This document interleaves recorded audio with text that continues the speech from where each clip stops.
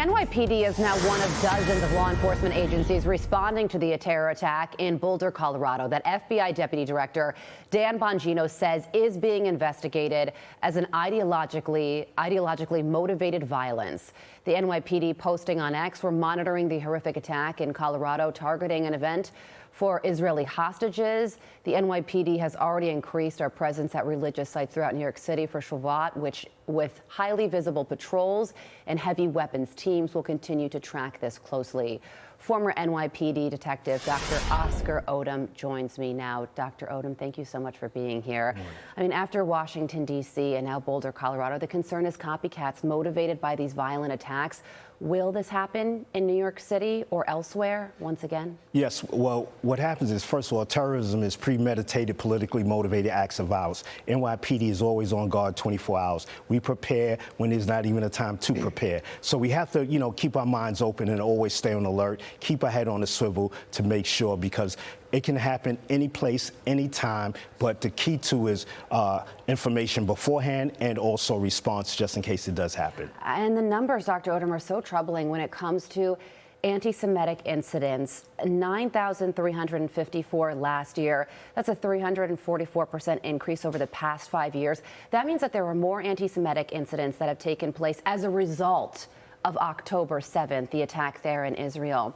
And when it comes to this specific situation in Boulder, Colorado, the suspect allegedly came to the United States as an illegal immigrant from Egypt. So the presence of illegal immigrants who we know and don't know must complicate things for police. Almost definitely. So we have to look at the data too, evidence-based and data-driven, to make our decisions, and also, once again, keep our heads on the swivel because of the fact that we have documented and undocumented people that are here, and we don't know what's on their minds. So we have to pay alert to all our intelligence sources, all the undercovers, people that are speaking out, protests, different things of that nature. We have to keep our eyes on the prize. Yeah. So for our Jewish viewers out there, or really anybody, because when these attacks happen, it could affect anybody.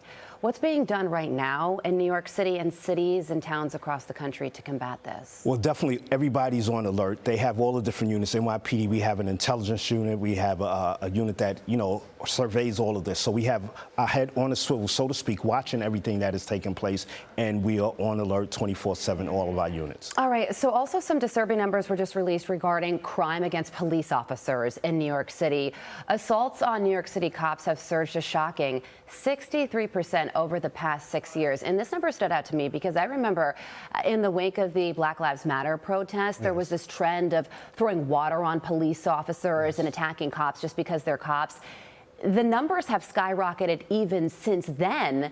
We just stopped talking about this. Absolutely. Revolving doors of justice. So what happens is they're not being held accountable. They're coming in and they're letting them right back out again. So once this happens, the numbers are going to definitely increase because they feel that they have carte blanche, so to speak, to attack our law enforcement officials who put their lives on the lines for everybody 24 hours, 7 days a week. Yeah, and those numbers were about targeted attacks on police officers. Let's talk about the subway system as well. There have been 255 subway assaults in the city this year, up 19% from last year. Here's Governor Kathy Hochul during her State of the State address in January. Listen here.